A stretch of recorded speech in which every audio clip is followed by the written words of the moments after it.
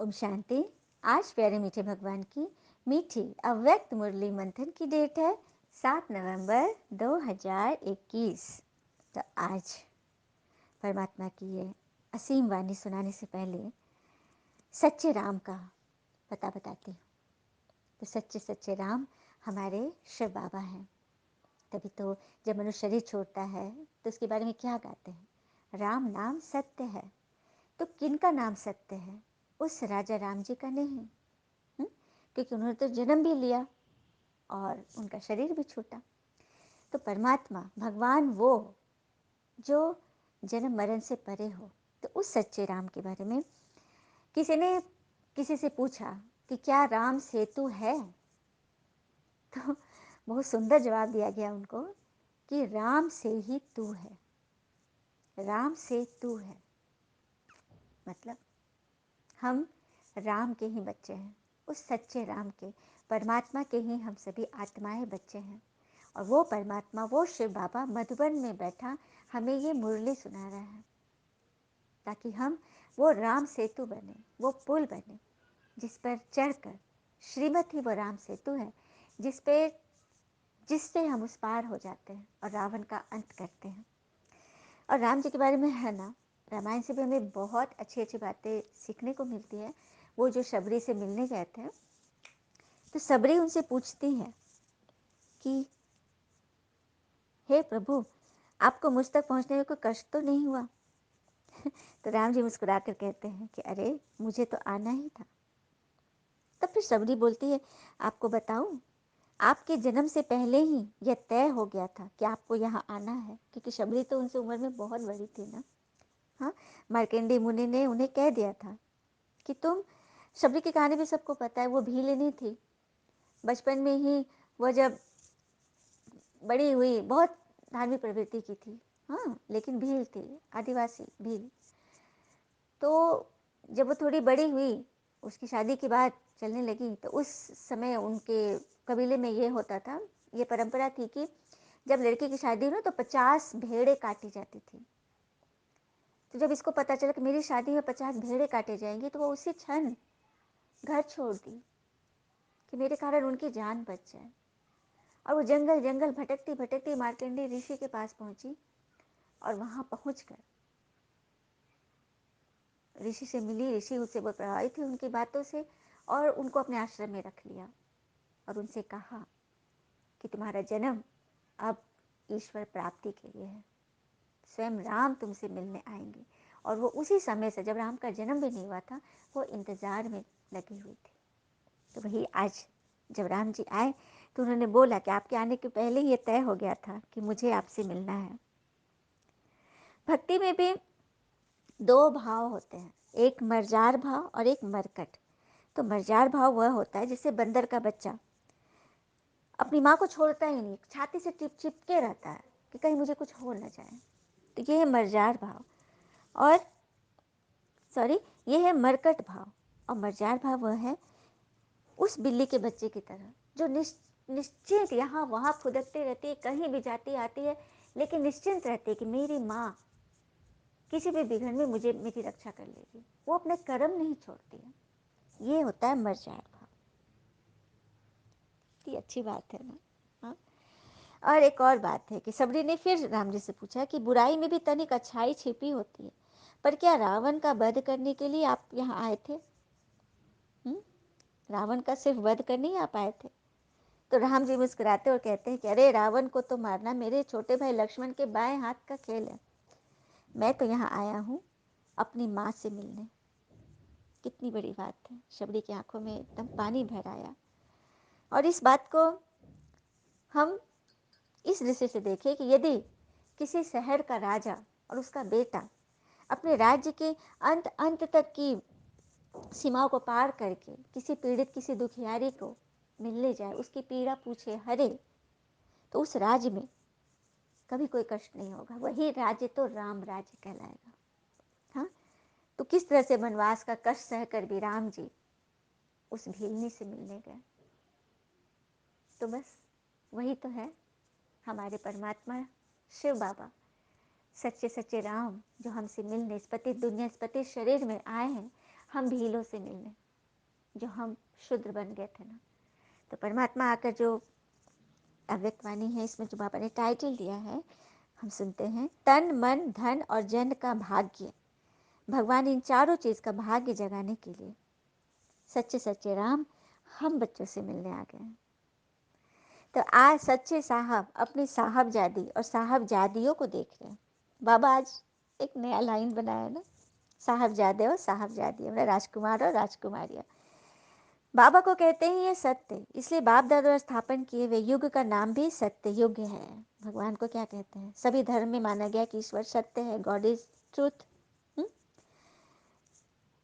तो सत्य बाबा ने सतयुग स्थापन किया है। भगवान की महिमा भी सत्य पिता, सत्य शिक्षक, सत्य गुरु है। सत्य की महिमा सदा ही श्रेष्ठ रही है। सत्य पिता द्वारा आप सभी सत्यनारायण बनने के लिए सच्ची कथा सुन रहे हैं। आगे बात समझ में? सत्य भगवान द्वारा हम सत्य बच्चे सच्ची कथा, सच्ची सच्ची सत्यनारायण की कथा, जिससे हम इस कथा को सुनकर इस राम सेतु को पार करके हम नर से नारायण और नारी से लक्ष्मी बनेंगे। तो ऐसे बच्चों को भगवान देख रहे हैं। वह दाता विधाता वरदाता है। राजी रहने वाले बच्चों की निशानी क्या है? बाबा कह रहे कि जो मुझसे राजी, उनकी निशानी क्या है? वे सदा राजी रहेंगे। इसलिए ऐसी आत्मा सदा अपने को ज्ञान के खजाने, शक्तियों के खजाने, गुणों के खजाने, सब खजानों से भरपूर करेगी। ऐसी आत्मा कभी फंसेगी नहीं। वो हमेशा हर बात में भरी रहेगी। कोई भी गुण व शक्ति व ज्ञान के गुण रात से वंचित नहीं होगी। गुणों की व शक्तियों के परसेंटेज हो सकती है, लेकिन कोई गुण व कोई शक्ति ऐसी आत्मा में हो ही नहीं, यह नहीं हो सकता। ये भी बाबा ने बता दिया। हाँ, गुण व शक्ति में परसेंटेज हो सकती है, मेरे में इतने परसेंट है, मेरे में इतने परसेंट नहीं है, लेकिन शक्ति और गुण हो ही नहीं, यह हो नहीं सकता। कुछ ना कुछ विशेषता गुण है, तभी तो भगवान ने चुना है। तो नहीं शब्द निषेध होगा, या अपने बारे में कभी नहीं सुना मेरे अंदर यह नहीं है, नहीं तो बोलना ही नहीं है। बच्चों को अपने मन से कभी भी कुछ भी व्यर्थ तो सोचना ही नहीं है। क्यों? क्योंकि हमारे मस्तिष्क में कितने सेल होते हैं पता है? करीब करीब 700 सेल होते हैं। हाँ, और जो हम सोचते हैं, बोलते हैं, हाँ, और वो जो सेल है वही विचार उत्पन्न करता है। जो भी बात हम बोलते हैं, बराबर बोलते हैं, तो हम मुख से बोल रहे हैं, तो क्या हो रहा है? हम सुन भी रहे हैं, डबल काम हो रहा है। तो ही संस्कार पक्का होता जाता है। हाँ, और जब और सारा दिन कचरा बुनते रहते हैं, हम कोई व्यर्थ बोल रहे हैं, सुन रहे हैं, सोच रहे हैं ना, तो सारा दिन हम क्या कर रहे हैं? कचरा उठा रहे हैं, जिस बात का कोई मूल्य नहीं है। ध्यान रहे, जिसे बोलने से हमारा मन खराब होता है, किसी और को बोलने से दूसरे का भी मन खराब होता है, हाँ, वो कचरा है। अब देखो, ऐसे भी झूठ भी यदि बार बार बोलेंगे तो वो सत्य हो जाएगा।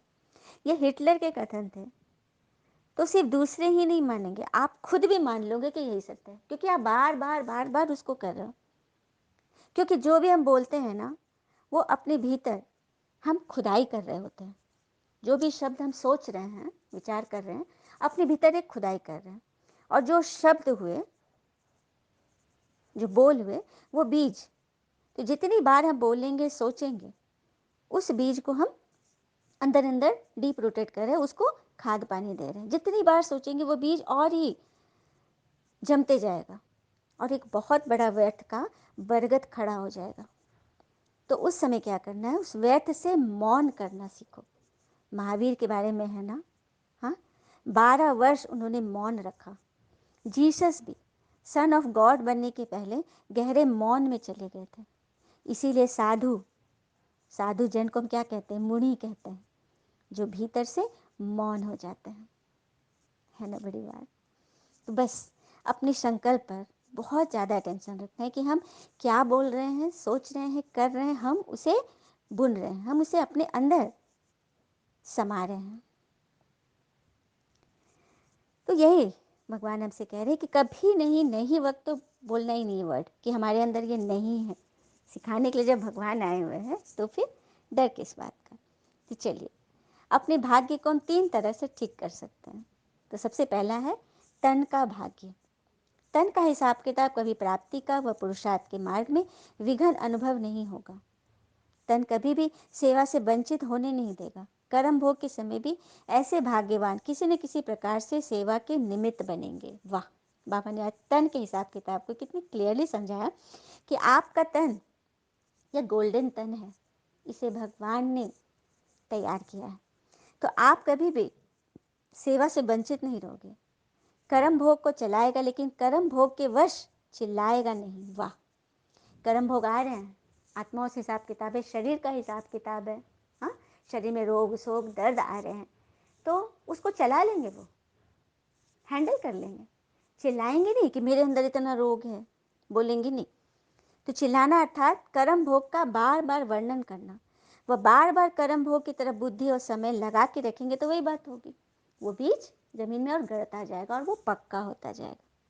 तो उसका विस्तार नहीं करना है, ज्ञान के सार से समाप्त करना है। इसको कहते हैं चला लेना। ठीक है, अब देखते हैं मन का भाग्य। तो मन उनका सदा हर्षित रहेगा, क्योंकि भाग्य की प्राप्ति की निशानी हर्षित रहना ही। किसी को भी जब देखेंगे हर्षित है, दृष्टि वृत्ति सब एकदम शुद्ध पवित्र दिख रही है, तो लगता है ना कि कितना खुश है ना। जो भरपूर होता है वह सदा ही मुस्कुराता रहता है। मन के भाग्यवान सदा इच्छा मात्रम अविद्या की स्थिति वाले होते हैं। इच्छा मात्रम अविद्या अर्थात कोई तरह की किसी से भी इच्छा नहीं, स्वयं से भी इच्छा नहीं। स्वयं से इच्छा न हो, इसके लिए क्या करना है, अपने आप से बातें करो। पहले कई आत्मा तो शीशे के सामने खड़े होकर आंखों में आंखें डालकर बातें करते कि ये मैं हूँ, मुझे भगवान ने चुना है, मैं संसार की सबसे भाग्यशाली आत्मा हूँ, और मैं क्या सोच रही हूँ। कोई भी व्यर्थ संकल्प है ना, तो इससे सोचो कि मैं क्या सोच रही हूँ, क्या ये सोच भगवान के समक्ष जाने लायक है, ईश्वर समान है। भगवान हमें क्या सिखा रहे हैं, हमारा टीचर क्या बता रहा है। हमें तो शुभ भावना से सदा भरपूर रहना है। और भगवान ने ये बात कह दी है कि यदि आप किसी के बारे में नेगेटिव बोल रहे हो, सोच रहे हो, कर रहे हो, इसका अर्थ है कि आपके पास शुभ भावना का स्टॉक नील हो गया है। तो कई बच्चे चैलेंज लेते हैं कि नहीं, मेरा टोकरा कभी नील नहीं है, मैं शुभ भावना से सदा भरी हूँ, भरी थी और भरी रहूँगी। इसलिए हर एक के लिए मेरे अंदर से शुभ भावना लेके, ताकि हम भगवान को ये दिखा सके कि मैं शुभ भावना से नील नहीं हूँ, मेरे अंदर कोई कमी नहीं है बाबा। ये चीज़ जब अपने आप से बात करोगे ना, तो वो भरेगा। तो हर किसी के लिए शुभ भावना, इसमें मेहनत नहीं होगी, सहज ही मोहब्बत से सब काम होगा। फिर है धन का भाग्य। ज्ञान धन तो है ही, लेकिन स्थूल धन का भी महत्व है। स्थूल धन भी जरूरी है ना, रुपए पैसे दिखने वाली चीज़ें, धन तो जरूरी है ना। धन के भाग का अर्थ यह नहीं कि ब्राह्मण जीवन में लाखोंपति व करोड़पति बनना है, लेकिन धन के भाग की निशानी है कि संगम युग पर जितना ब्राह्मण आत्माओं को खाने पीने आराम से रहने के लिए आवश्यकता है, उतना आराम से मिलेगा। और साथ साथ धन चाहिए सेवा के लिए। वाह, बहुत बड़ी बात बाबा ने कह दिया। धन चाहिए, लेकिन उतना ही जितना में आपका गुजारा चल जाए। कपड़े लत्ते, खान पान, रहन सहन, स्वेटर शॉल सब मिलेगा, जूते चप्पल सब मिलेगा, लेकिन काम भर, जितनी आपकी आवश्यकता है। और शेष धन जो है आप सेवा में लगाओ, तो वो धन भी आपका सफल होगा। तो सेवा के लिए कभी समय पर कमी व खींचतान अनुभव नहीं, क्योंकि आपने जमा किया है धन। यदि आपको कहीं से मिल रहा है, चलिए गड़ा खजाना भी मिल रहा है कहीं से, तो उसको आप सेवा में यूज़ करो, ऐसे निरीह आत्माओं की सेवा करो। तो सेवा के लिए कभी भी खींचतान अनुभव नहीं होगा, हमेशा आप भरपूर रहोगे, कहाँ से भी हो, कैसे भी हो। सेवा के समय पर भाग्य विधाता बाबा किसको भी निमित्त बना ही देते हैं। ये भी बहुत बड़ी बात है, भगवान का काम है। यदि कोई आपकी मदद कर रहा है, तो आप ये ना सोचो कोई शरीरधारी कर रहा है। परमात्मा, बाबा ने कहा ना, किसी न किसी को निमित्त बना देगा। तो बस करते जाओ, खुश रहोगे। तो हो गया ना, तन मन धन हम लोग समझ गए। अब चौथी बात है जन का भाग्य। जन अर्थात ब्राह्मण परिवार व लौकिक परिवार। लौकिक संबंध में आने वाली वो आत्माएं जो आपसे कनेक्टेड है।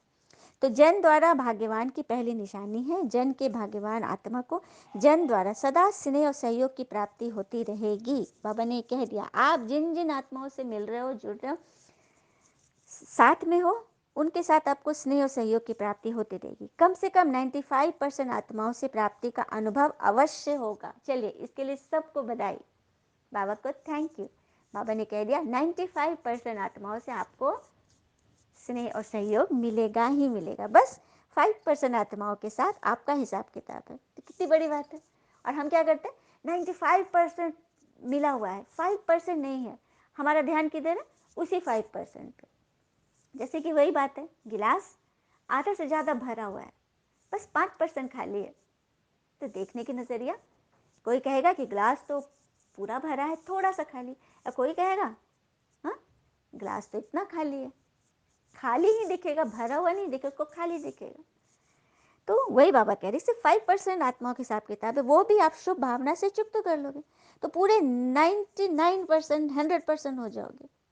तो ऐसे आप जन द्वारा भी जो हिसाब किताब चल रहे हैं उससे भी मुक्त हो जाओगे। सच्चे साहब मेरे ऊपर कितना राजी है, यह राज तो बाबा ने सुना दिया ना, कि ये तन मन धन जन, ये 4 चीज आपसे राजी हो जाए तो बस सच्चे साहब को राजी कर लिया। कभी भी खींचतान नहीं होगी किसी भी चीज से। तो सभी अपने को महावीर और महावीरनिया समझते हो ना, महावीर तो हो, लेकिन सदा महावीर हो। बाबा सदा वर्ड जरूर यूज करते हैं, यदा कदा नहीं, सदा चाहिए उनको, सदा, हमेशा महावीर बनो। ऐसा नहीं कि जब मूड ठीक है तो बड़ा महावीर है और मूड खत्म तो सब गोल, नहीं, तो फिर राज्य कैसे स्थापन होगा। तो इसी तरह से चलते रहेगा। किसी परिस्थिति में ज्ञान अर्थात लाइट की कमी नहीं हो और माइट अर्थात योग की कमी नहीं हो। ज्ञान और योग, ज्ञान है लाइट और योग है माइट, मतलब शक्ति, उसकी कमी नहीं हो। अगर एक की भी कमी है तो परिस्थिति में सेकंड में पास नहीं हो सकेंगे, टाइम लग जाएगा। यदि व्यर्थ बार बार बार बार आ रहा है तो आप कल्प कल्प के लिए अपनी कमाई गंवा रहे हो और आपकी स्थिति एकदम खत्म हो जाएगी। कई आदमी तो ऐसा लगेगा कि अब हम जा रहे हैं, छूट रहे हैं। ऐसा नहीं, बाबा है ना, पकड़ लो उनको। कोई भी परिस्थिति में हिम्मत नहीं हारना। बिल्ली का बच्चा बनो, कहीं भी रहो, घूमो फिरो, लेकिन निश्चिंत रहो कि मेरा बाप मेरी मदद के लिए जरूर खड़ा है। तो धर्मराजपुरी से सजाई भी नहीं होगी और आप पास विद ऑनर बन जाओगे। पास विद ऑनर होने के लिए विशेष अपने को कोई बात में, कोई भी संस्कार में, स्वभाव में, गुणों में, शक्ति में कमी मत रखना।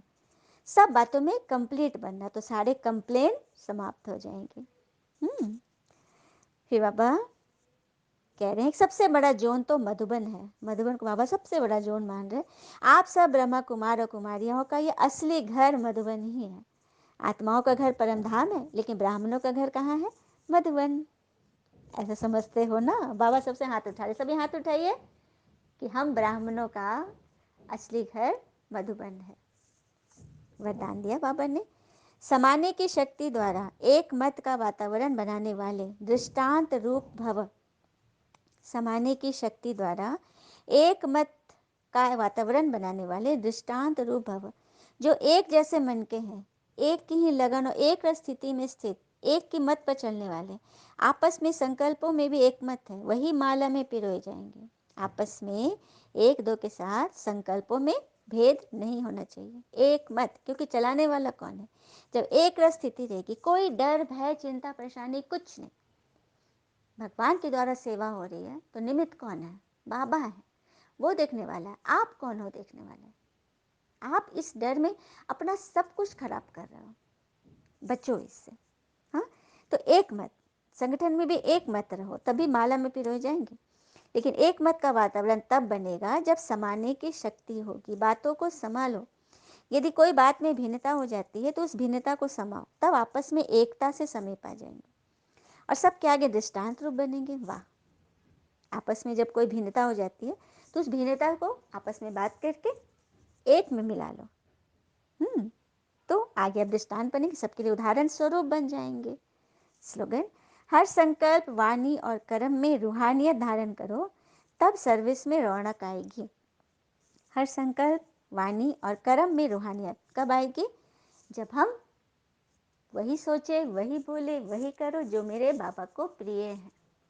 शुभ भावना, शुभ विचार, शुभ कामना, इच्छा मात्रम अविद्या, डर भय विकारों से दूर, तब हमारी सर्विस में रौनक आएगी, क्योंकि हम हर काम आत्मीयता से कर रहे हैं, आत्मिक दृष्टि वृत्ति से कर रहे हैं, और आत्मा तो सदैव विजयी है। अच्छा, ओम शांति। शुक्र है मीठे बाबा, वो बाबा के प्यारे प्यारे बच्चे।